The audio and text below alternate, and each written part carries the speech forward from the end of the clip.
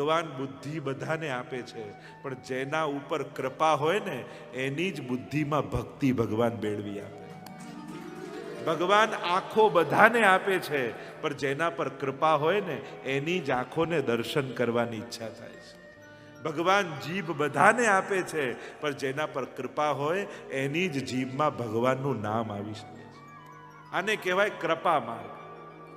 સારું કરવાનો એ અહંકાર અમને નથી કે અમે સારું કર્યું, એમાંય આભાર તો ભગવાનનો જ માનીએ કે પ્રભુ આટલા હતા અને તે સારું કાર્ય મારી પાસે કરાવ્યું, હે ઠાકોરજી તારો આભાર છે.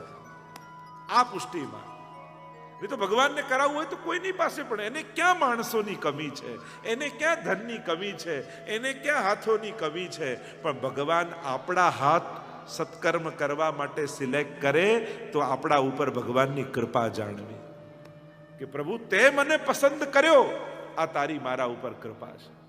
નહીં તો તું તો કોઈની પાસે પણ કરાવી શકે. ભગવાનને બુદ્ધિ ફેરવવામાં ક્યાં વાર લાગે છે? જો આ તો કૃપા છે ને. તમે નરસિંહ અવતારની કથા સાંભળો, કેવા કેવા વરદાન હિરણ્યકશિપુએ માંગ્યા હતા.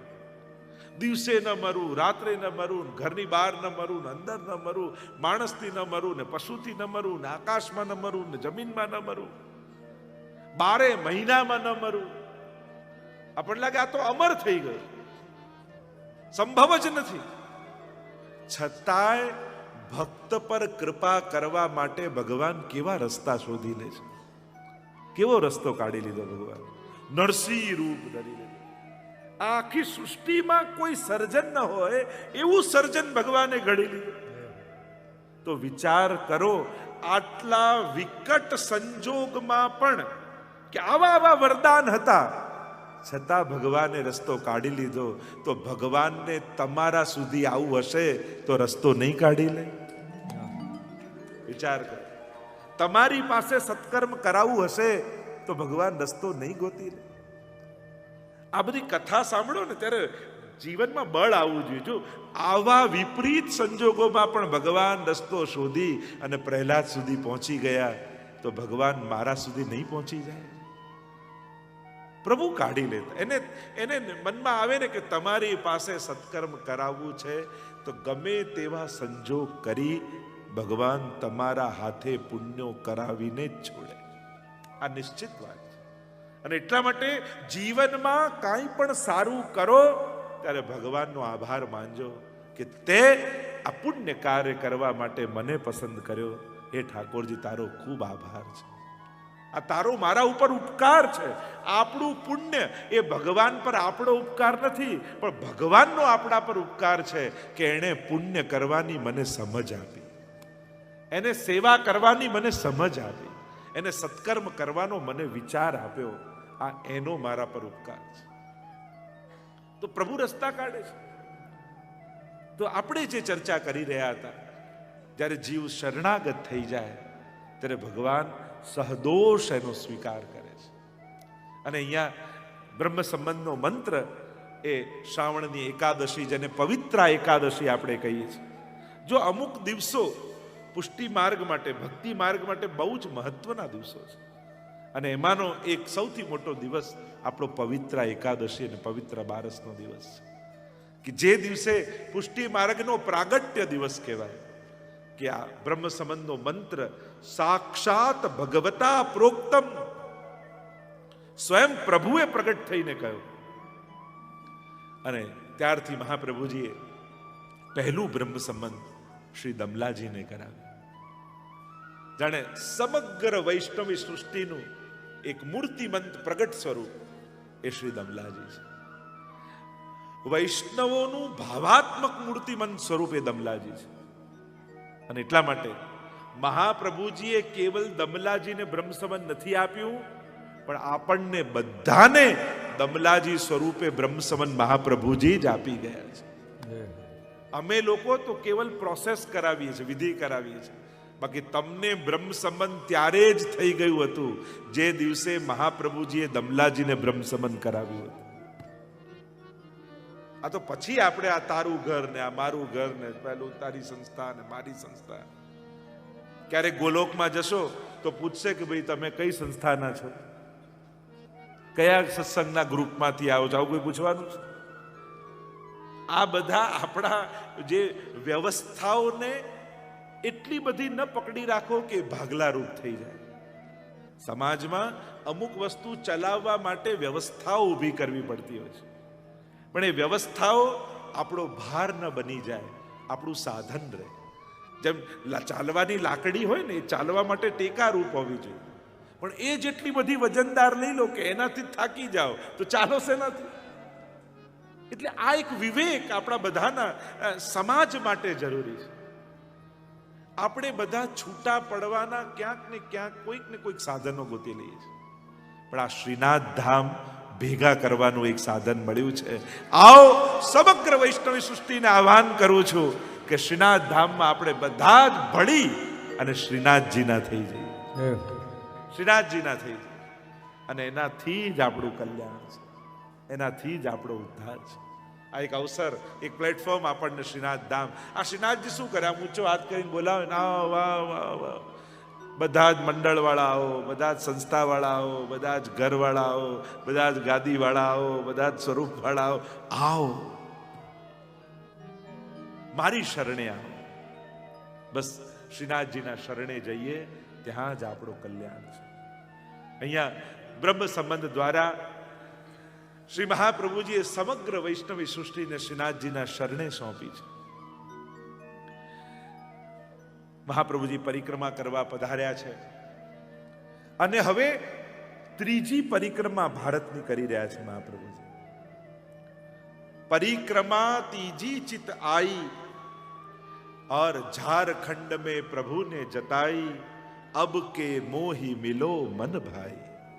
મૂળ પુરુષ નામનો ગ્રંથ છે અને એમાં દ્વારકેશજી આખું મહાપ્રભુજીનું ચરિત્ર આખ્યાન રૂપે ગાય છે અને એમાં કહ્યું પરિક્રમા तीजी चित आई अब के मोही मिलो मन भाई झारखंड में प्रभु ने जताई. મહાપ્રભુજી પરિક્રમા કરતા કરતા ઝારખંડ પધાર્યા. જો હાજીપુર ને આ બધાનો વિસ્તાર છે બિહાર આસપાસ, અને ત્યાં મહાપ્રભુજી હતા. અને ત્યારે અહીંયા શ્રીનાથજી બાવાએ સંકેત કર્યો કે હે શ્રી વલ્લભ, હવે આપ અહીંયા પધારો બ્રજમાં, મારું મંદિર બનાવો ગિરિરાજજીની ઉપર અને માનો પાટોત્સવ કરો. હવે સમસ્ત દૈવી જીવોના ઉદ્ધાર માટે મારે જગ ઉદ્ધારક રૂપે બિરાજવું છે. અને આ આજ્ઞા સ્વયં શ્રીનાથજીએ કરી છે. ઘણી વાર લોકો કે પુષ્ટિ માર્ગમાં મંદિરની, એમાં તો ઘર સેવા. ક્યાં લખ્યું છે? કોણે કહ્યું? સ્વયં શ્રીનાથજી આજ્ઞા કરી મંદિર બાંધવાની મહાપ્રભુજીને. અને પહેલું મંદિર જ્યારે મહાપ્રભુજીએ બાંધ્યું ત્યારથી પુષ્ટિ માર્ગમાં મંદિરની સેવા છે. ગૃહે સ્થિત્વા સુધર્મત એમ જ્યારે કહ્યું એટલે આપણે બધા ઘર ઘર ઘર એટલું બધું પકડી લીધું, બધાને એમ થયું ઘરમાં જ સેવા. ગૃહે એટલે ઈંટ ચૂના પથ્થરની દિવાલ નહીં, ગૃહસ્થાશ્રમે. ત્યાં ગૃહે સ્થિત્વા કહ્યું ભક્તિ વર્ધનીમાં, એનો અર્થ એમ થાય છે કે ગ્રહસ્થાશ્રમમાં રહીને ભગવત સેવા કરવી. લોકોએ ગ્રહ શબ્દને એવો પકડી લીધો કે લોકો એમ છે ઘરમાં રહીને જ સેવા કરે. મંદિર તો ઘરનું ઓપોઝિટ મંદિર થાય, ઘરનું ઓપોઝિટ વન થાય. દિવસનું ઓપોઝિટ શું થાય કે રાત, એમ ઘરનું ઓપોઝિટ શું થાય? આપણે કોઈ ઘરનું ઓપોઝિટ મંદિર કરી લીધું કે મંદિરમાં નહીં ઘરમાં સેવા કરી. અરે ઘરનું ઓપોઝિટ મંદિર ના થાય, ઘરનું ઓપોઝિટ વન થાય. વનમાં પ્રાચીન સમયમાં એવી પરંપરા હતી કે બધું જ ઘર બાર છોડી જંગલમાં જાઓ, સંન્યાસ ગ્રહણ કરો અને પછી ભક્તિ કરો તો જ ભગવાન તમને મળે. પણ મહાપ્રભુજી એક વિશિષ્ટ માર્ગ બતાવ્યો કે ઘર બાર છોડવાની જરૂર નથી, ઘરમાં ગ્રહસ્થાશ્રમમાં રહો.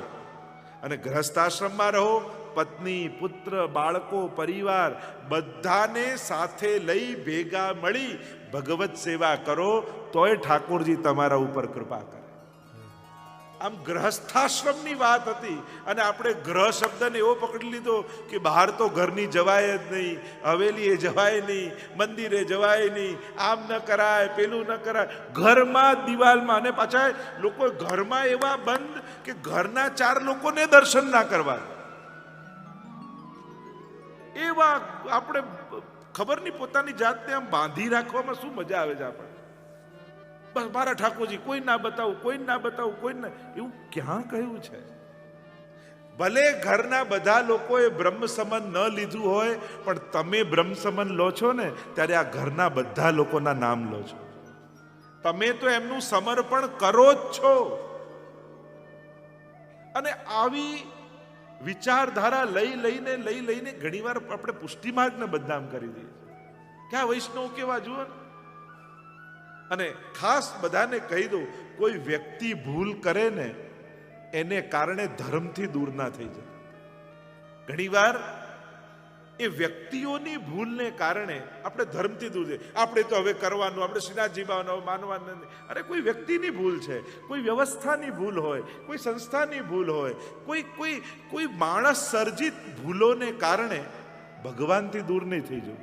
ભારતના તીર્થોમાં જઈએ ને તો ઘણીવાર ત્યાં કોઈ બ્રાહ્મણ કે કોઈ માંગે કે કોઈ વ્રજવાસી માંગે, હવે તો વ્રજમાં આવવું જ નહીં. હવે પેલા માણસની ભૂલથી ભગવાનથી દૂર છે ના થવાનું. એટલે આ વસ્તુ ખાસ ધ્યાન રાખજો. ઘણીવાર યુવાનો બાળકોને જ્યારે તમે ભારત લઈ જાઓ છો ને ત્યારે એવું થઈ જાય કે ત્યાંની કોઈ અવ્યવસ્થાને કારણે આપણે તીર્થોમાં જવાનું બંધ કરી દઈએ, આપણે ભગવાન પાસે જવાનું બંધ કરી દઈએ, આપણે ભગવત ધામોમાં જવાનું બંધ કરીએ. અરે માણસની ભૂલ છે, વ્યવસ્થાની ભૂલ છે, પણ ભગવાનથી દૂર થઈશું તો આપણો જ અહિત થવાનું છે. આપણે શું કરો, આપણો લાભ ગુમાવીએ. અને એટલા માટે નાથદ્વારામાં ભીડભાડ હોય એમાં શ્રીનાથજીનો કોઈ વાંક નથી. વ્રજમાં કંઈક ગંદકી હોય એમાં કૃષ્ણનો કોઈ વાંક નથી. બધો જ વાંક માણસોનો છે. અને એટલા માટે માણસોના ભૂલની સજા ભગવાનને આપવી નહીં. આપણે બધા આવું કરીએ, ક્યાંક કંઈક અવ્યવસ્થા દેખાય, ગંદકી દેખાય, આ બધું દેખાય, હવે તો ભારત આવવા, હવે એ માણસોની ભૂલ છે. અને એટલા માટે માણસોની ભૂલ એને કારણે ભગવાનથી, તીર્થોથી અણગમો નહીં કરવો. એ પવિત્ર સ્થાનો છે, ત્યાં ભગવાન બિરાજે છે તો બિરાજે જ છે. તો જે વાત કરી રહ્યો હતો, મંદિર બાંધવાની આજ્ઞા સ્વયં શ્રીનાથજીએ કરી. અને 500 વર્ષોથી આપણી આખી હવેલી પરંપરાઓ રાગ ભોગ શૃંગાર સાથેના આપણા આવા મહાનતમ આચાર્યો આજે હવેલીથી વૈષ્ણવ ધર્મ ઓળખાય છે. આ લોકો ઘણા કે આ હવેલી વાળા એમ કે, ઘણી વાર તો લોકો એમ કહેતા વૈષ્ણવ બી ન કે પણ હવેલીમાં માનનારા. આપણો એક આઈડેન્ટિટી છે, આપણો પરિચય છે. તો ગ્રહસ્થાશ્રમમાં રહીને સેવાનું કહ્યું છે. ઈંટ ચૂના પથ્થરની દિવાલોની વચ્ચે રહેવાથી જ ભગવાન મળે એવું કોઈ ગ્રંથોમાં લખાયેલું નથી. હા, તમારી સ્વસેવા છે, ખૂબ પ્રેમથી કરો, ભાવથી કરો, બધાને લાભ આપવાની વૃત્તિ સાથે કરો કે આ ઘરના મારા સ્વજનો છે, એવો ક્રમ બનાવો. ઘરમાં બધાને કહો આવો દંડવત કરો. આપણે અધૂરી વાતો સાંભળી ઘણીવાર ક્યાંક આપણો જ તો બગાડ નથી કરી લેતા ને એનું ચિંતન કરે.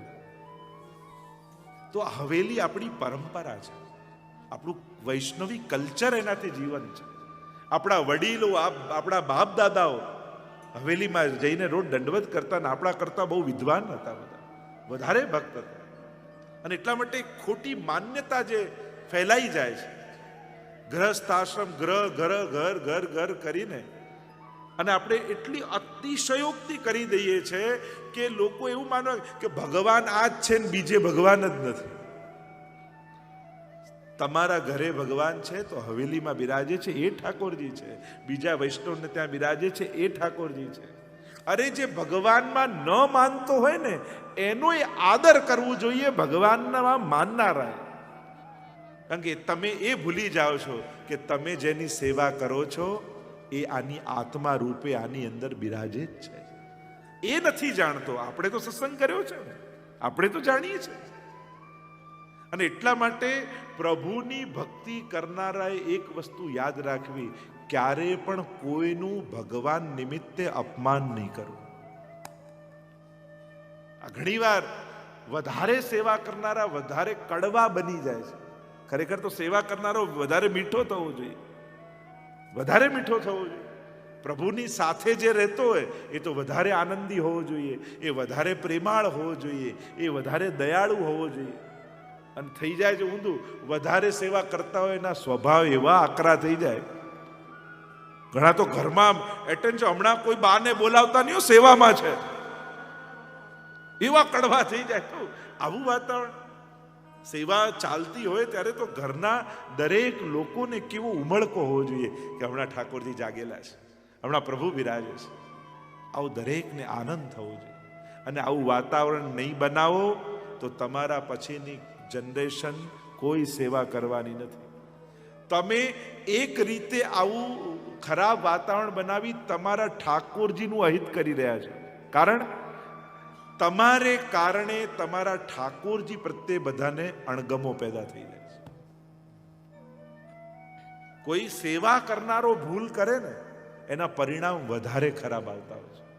ભગવાનમાં ન માનનારો ભૂલ કરે એ ચાલી જાય, કારણ કે એને કારણે એના ઉપર આંગળી ચીંધાશે. પણ ભગવાનને માનનારો જ્યારે કોઈ ભૂલ કરે છે ને ત્યારે લોકો આંગળી ભગવાન પર ચિંતા હોય છે. જોને ભગવાનને માનતો તો ને આવું કર્યું, આમ કે ને લોકો ચીંધે આંગળી ભગવાન પર. જેમ કોઈ મોટા ભક્તનો કે મોટા માણસનો કોઈ દીકરો હોય ને ત્યારે દીકરો ભૂલ કરે તો લોકો ચીંધે આંગળી પિતા તરફ, આવા મોટા બાપુજી એના, આવો દીકરો થયો. લોકો આંગળી ચીંધે પિતા તરફ. એમ ભક્ત જ્યારે કોઈ ભૂલ કરે છે, વૈષ્ણવ જ્યારે કોઈ ભૂલ કરે છે, ત્યારે અજ્ઞાત રૂપે એ આંગળી ચીંધવાનો બધાને મોકો આપે છે મહાપ્રભુજી અને ઠાકોરજી તરફ. વિચાર કરજો, ચિંતન કરજો. લોકો મહાપ્રભુજીના માર્ગ તરફ આંગળી ચીંધે છે કે આ કેવો વૈષ્ણવ છે, આ કેવો પુષ્ટિ માર્ગ.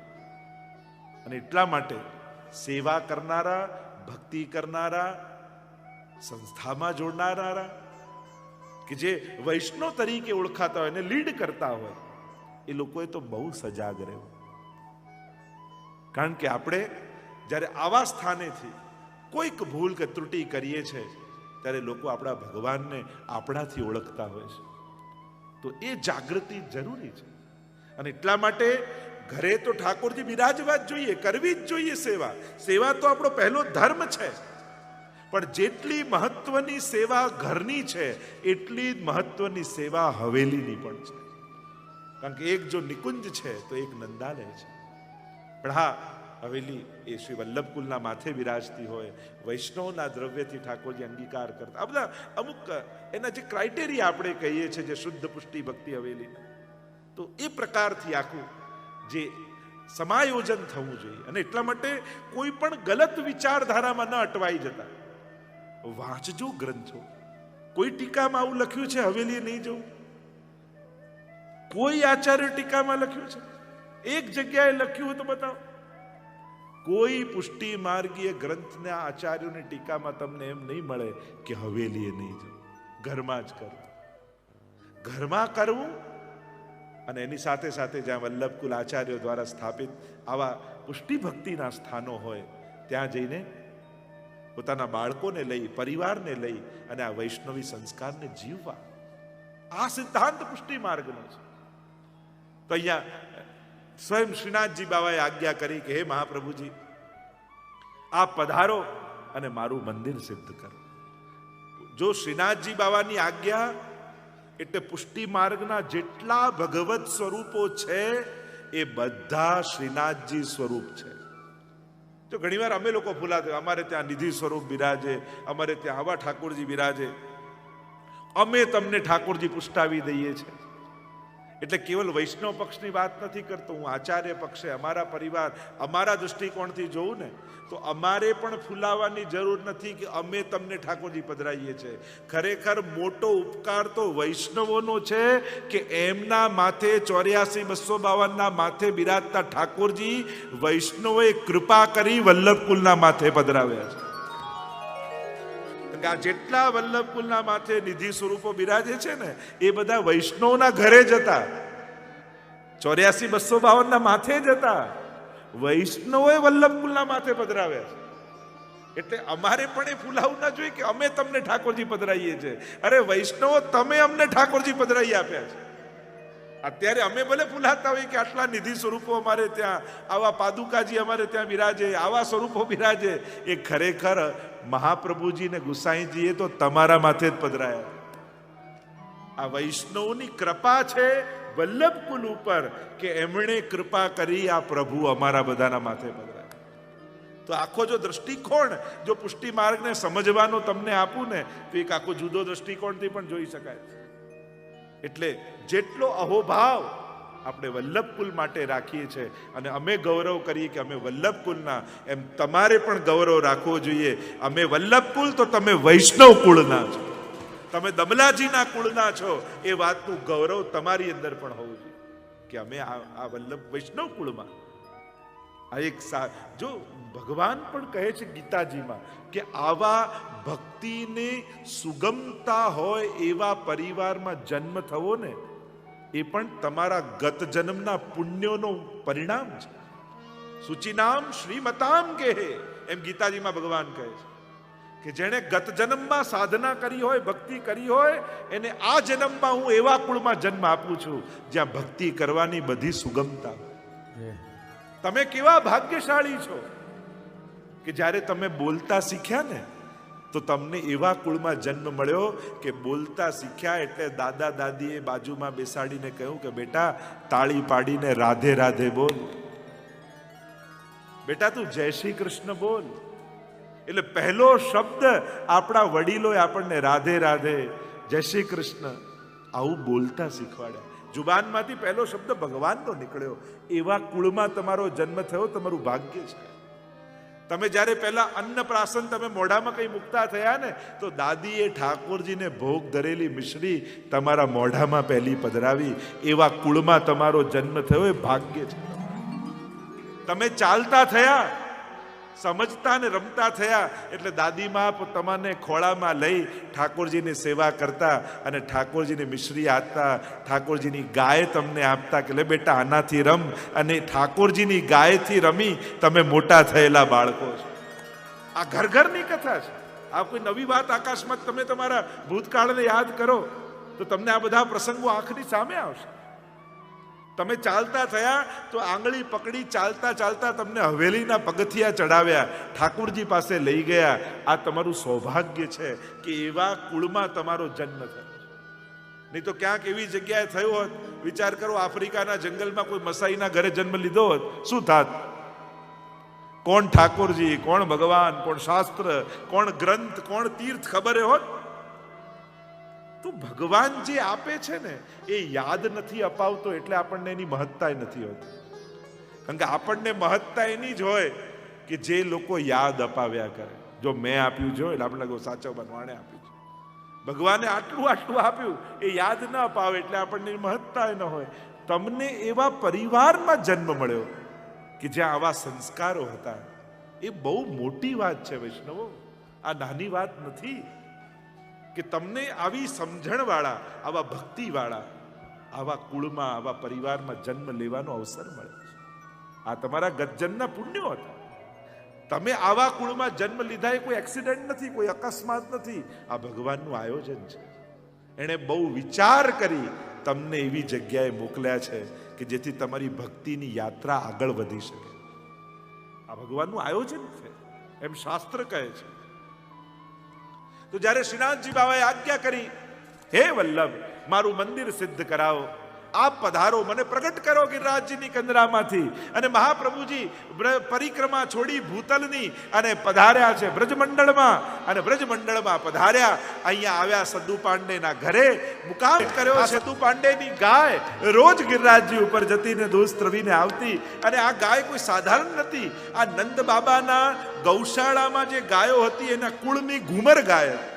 અને શ્રીનાથજી બાબાએ કહ્યું કે આનું દૂધ મને બહુ પ્રિય છે, રોજ આ ગાયનું દૂધ લાવજો.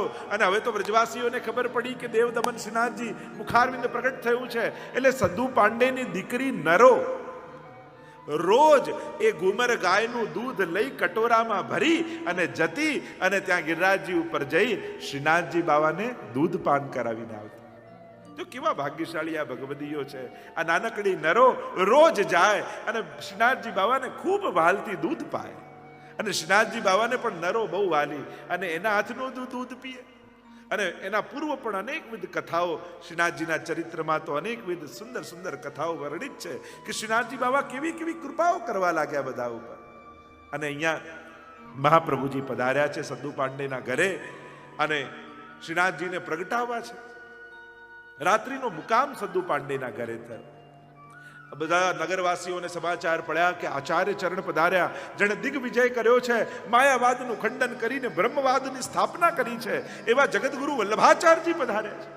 બધા જ ગામવાળા ભેગા થઈ ગયા. મહાપ્રભુજી ચોતરા પર બિરાજ્યા વૃક્ષના, અને નીચે બધા જ વ્રજવાસીઓ ગોઠવાઈ ગયા.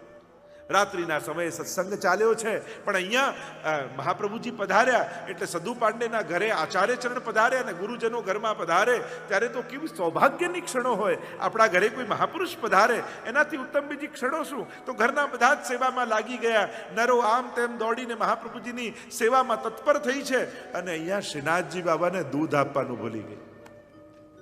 મોડું થઈ ગયું. શ્રીનાથજી બાબા રાહ જુએ, અને આટલી અવેર થઈ, અને અમારા શ્રીનાથજી બાબા તો ભૂખ્યા થયા, અને પર્વત પરથી અવાજ લગાવ્યો, ઓ નરો મેરો દૂધ લા. જોરથી અવાજ લગાવ્યો, અને એ અવાજ વચનમ મધુરમ મહાપ્રભુજીના કર્ણમાં પડ્યો, અને કહ્યું કે અરે આવો સુંદર સ્વર કોનો છે? ત્યારે સદ્દુ પાંડે કહ્યું કે આ ગિરિરાજજી ઉપર જે દેવ દમન પ્રગટ થયા છે એમનો સ્વર છે.